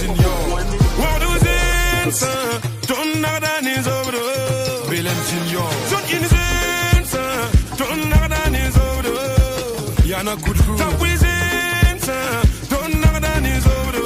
Fredino, this is it. Don't know that is over. Wakili ya wono kapwasa nande na pigin kolyamba. Fubere zaza, ya fubere zaza, ya fubere bunum bunum bunum bala. Fubere zaza, ya fubere zaza, ya fubere bunum bunum bunum bala. Nika ina sanuiri. Hamza, you guys connect.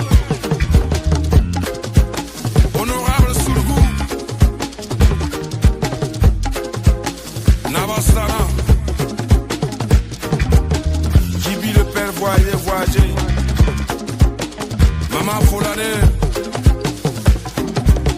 Frank Kale with the robot. Le Prince Congo. Ah, c'est la merveille.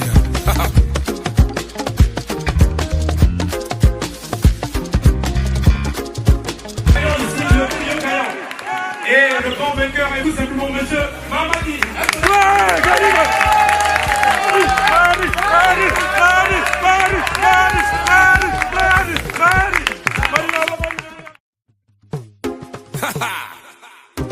Lia Baba. Yeah. Henge. Masazun sa don nagadani zoro. Suf walima. Runazun sa, tunna dani zobdo. Wakili ya wono kapwasa nande na pigin kolyamba. Fubere zaza, ya fubere zaza, ya fubere bunum bunum bunum bala. Fubere zaza, ya fubere zaza.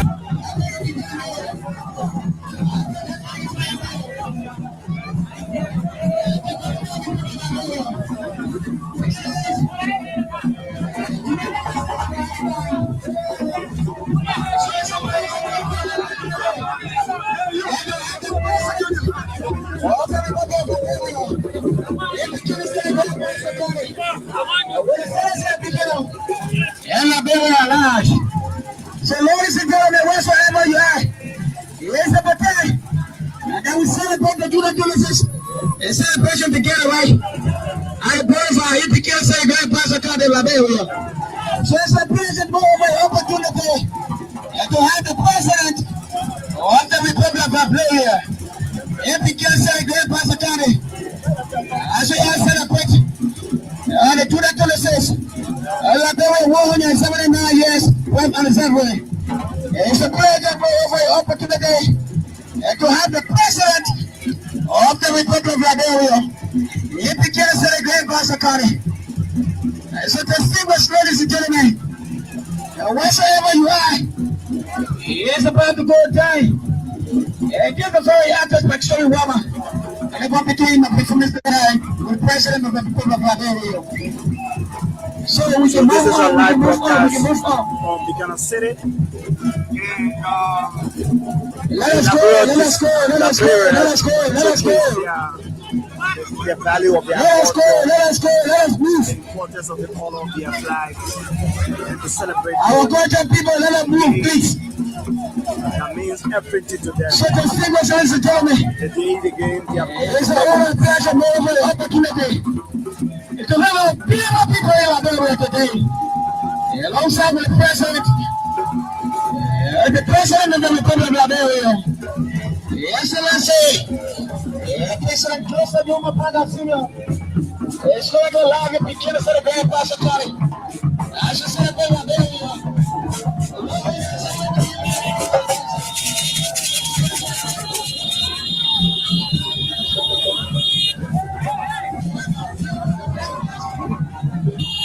Control for Duke of Liberia.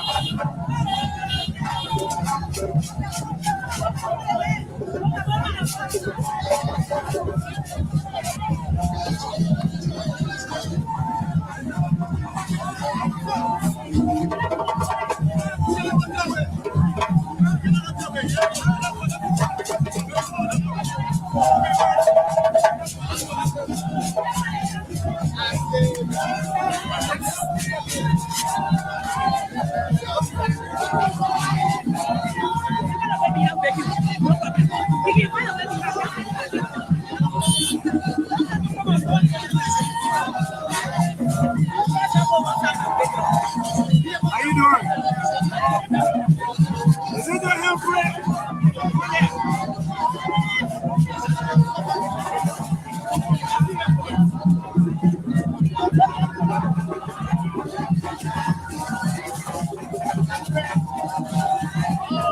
I want you to do similar thing that you're doing. Let me see what you are doing.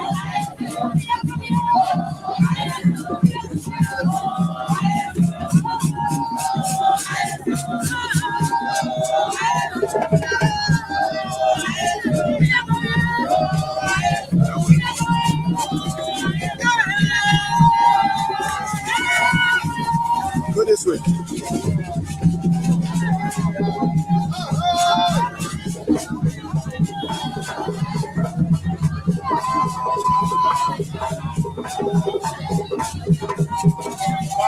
This is impressive.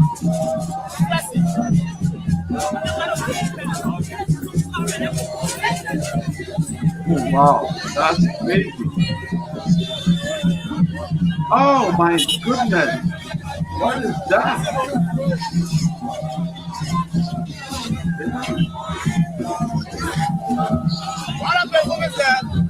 That's a wonderful one. The natural culture too is showing highlight of their talent. Oh, what is that?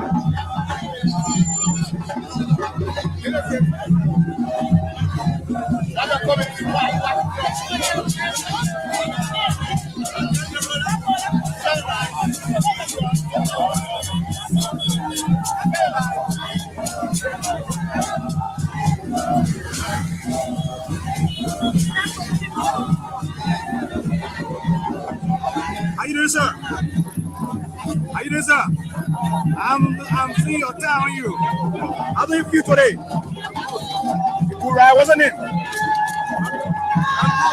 What's her name? What's her name? What is her name? So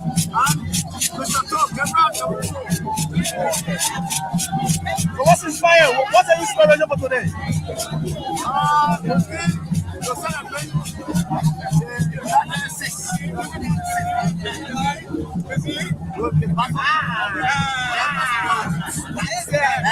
we are here for the of Liberia. Okay. Thank you.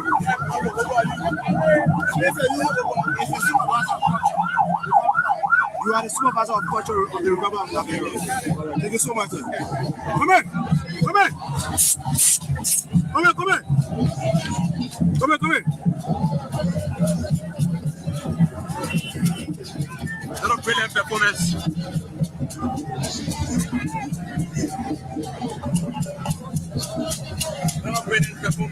What is brilliant performance? Flexible guy. Every part of the body is flexible. He's performing his talent, showcasing his talent. What is capable of doing?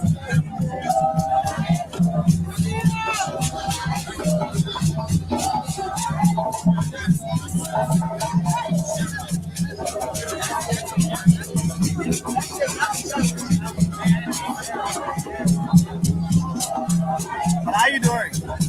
So can you tell me your name, please? I'm Juli, I'm live on it. See what you know. You are the director for Inspectorate for the Liberia National Cultural. Wow, that's great. It's not okay. Thank you.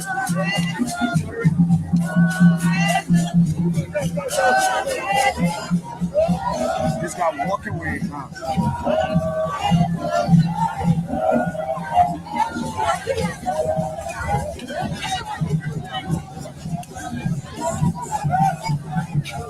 Joseph, this is not happening. This is not really happening. Are you serious? Are you serious? This is not happening. How do you feel? Come on. How do you feel when you do this thing? You feel normal? How do you feel when you do this? You feel normal? You feel normal? Yeah. No pain? No pain, nothing. Wow. So what's your name? My name is Wapido. Yeah. Which country are you from? I'm from Nigeria.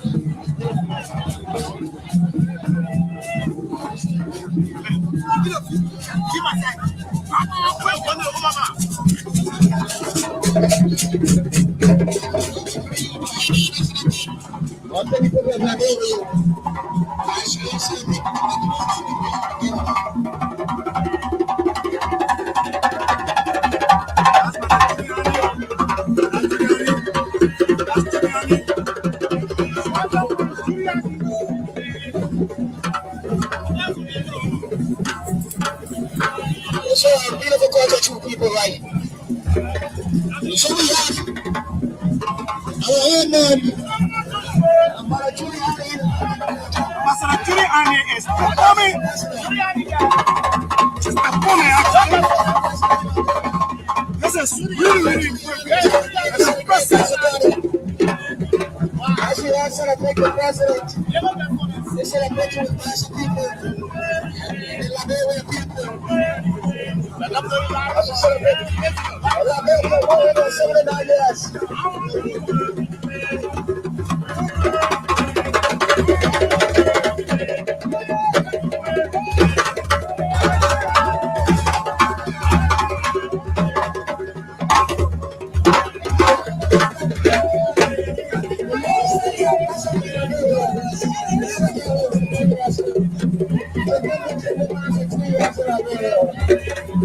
Ambassador Juli, she's so excited today. Her performance is unique. Her performance is really, really unique. This is what Liberia stands for. This is our culture.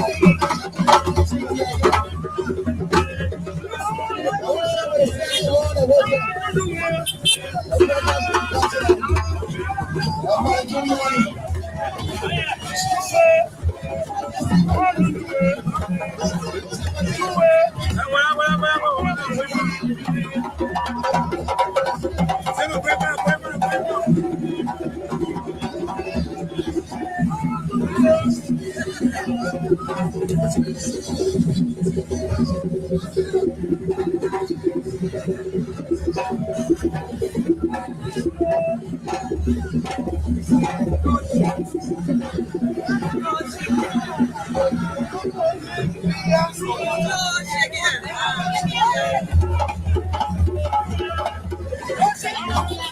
are you watching from?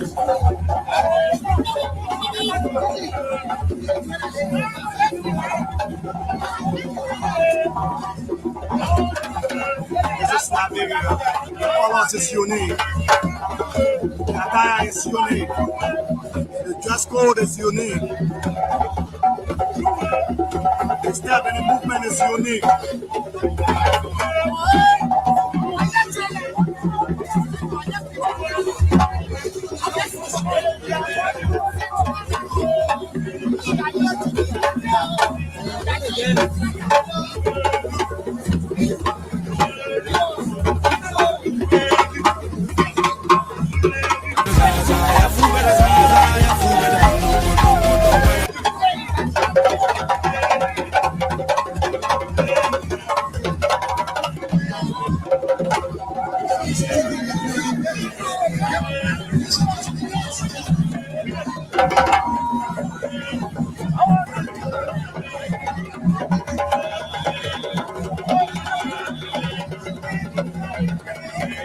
How are you, ma'am? How do you feel today? How do you feel? I feel great. What's your name? Anita Ramos. Wow. Which country are you from? I am from Grand Cape. Thank you, my content. Today you are celebrating Gun Battle, right? Absolutely. This is what brings you together, right?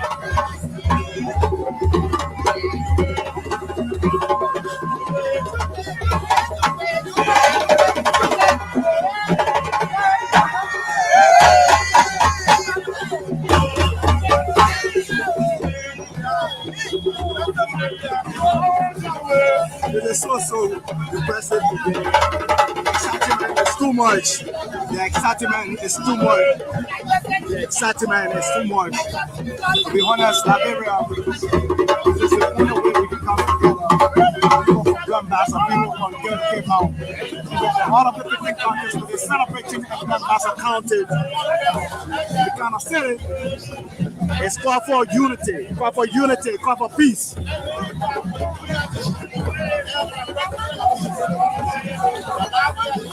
Ambassador Juli, the woman who handle peace in her hand, the woman who make peace to come into reality in the life of Liberia.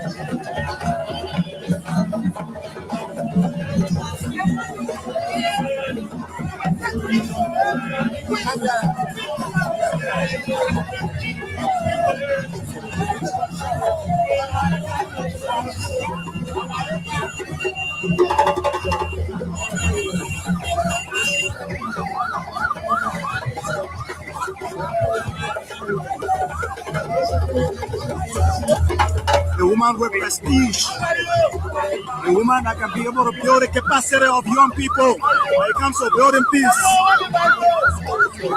through their cultural activities. Madam Juli Endee, a successful parade today on the street of Ghana City. We have the Liberia National Police here securing, protecting the lives and property. It is our responsibility.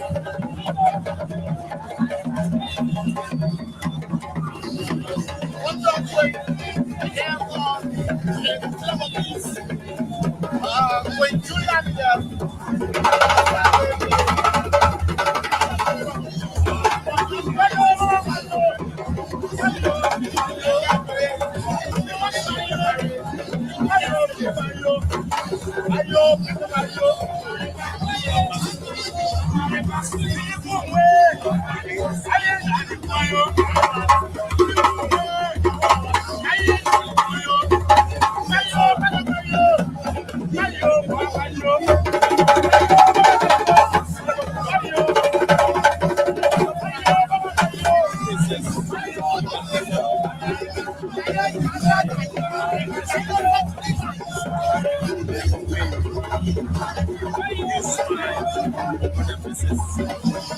My request The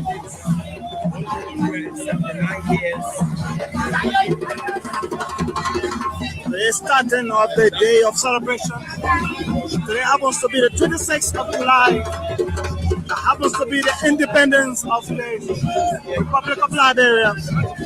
But indeed, tomorrow will be the official celebration. And today, the Queen of Culture, Ambassador Juli is the head of the celebration.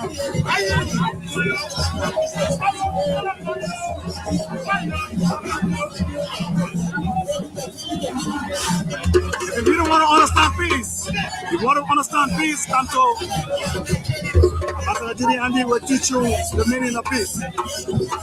A woman with peace, a woman.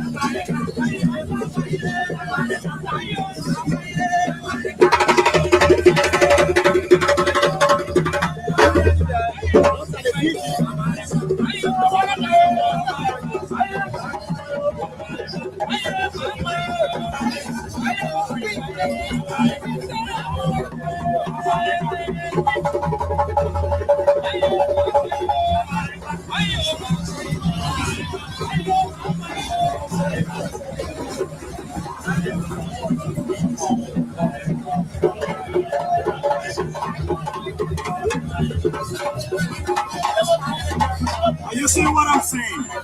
The colors is unique. The red is signifying the red and the blue and the white.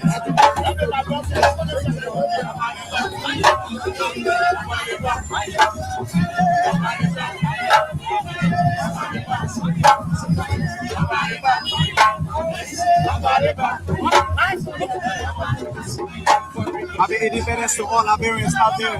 We're kind of asking to follow, like, and share.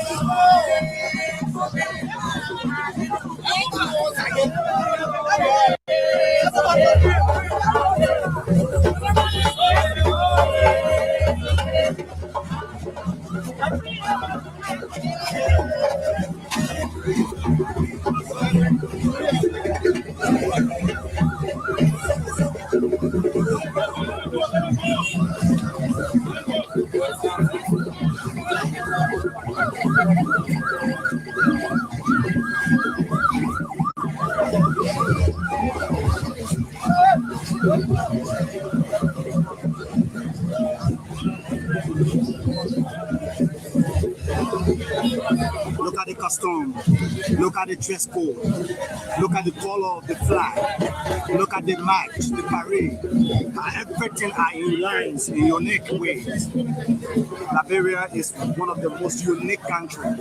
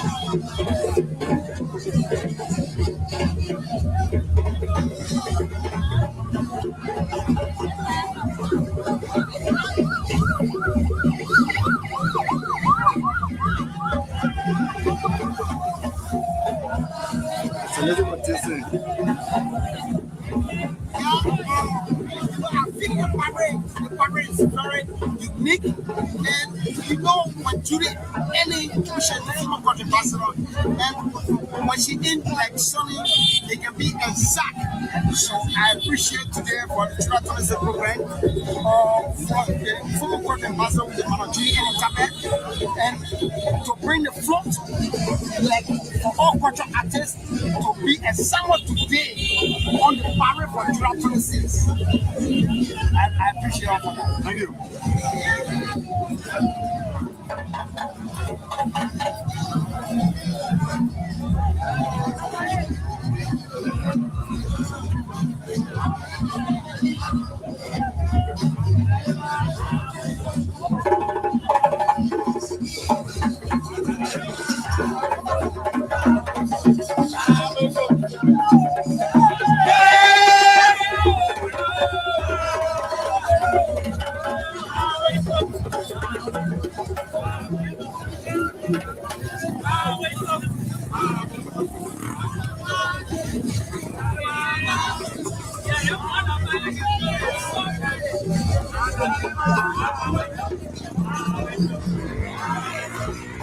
What?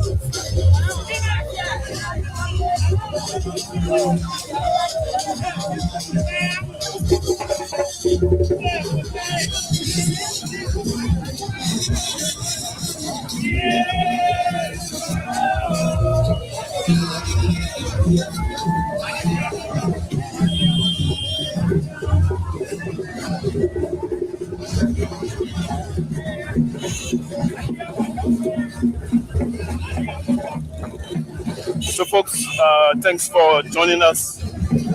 We are live in Buchanan City, Grand Bassa County. As today, Liberia celebrates 179 years of independence. Liberia Crusaders for peace. We're seeing the faces of Queen Juli Endee. She's here, and we are also seeing the Liberia National Tourism National Director, and that's Madam Princess Eva Cooper. They are here locked down in Grand Bassa County, Buchanan City. Thanks for joining us. My name is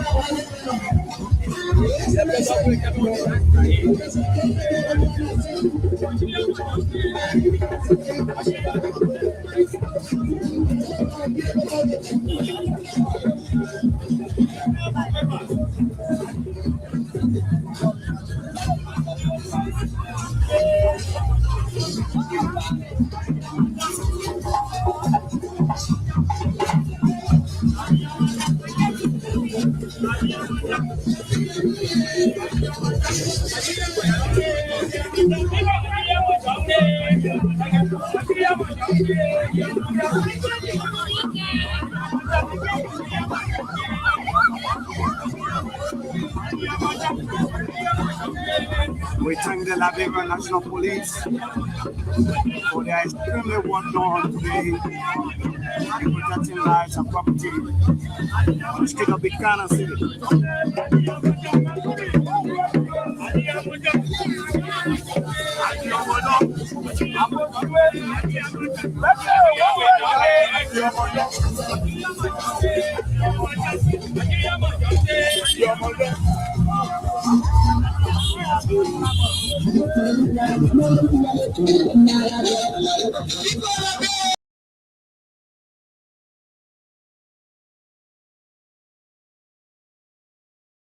Welcome to Amina TV, the voice of truth and excellence.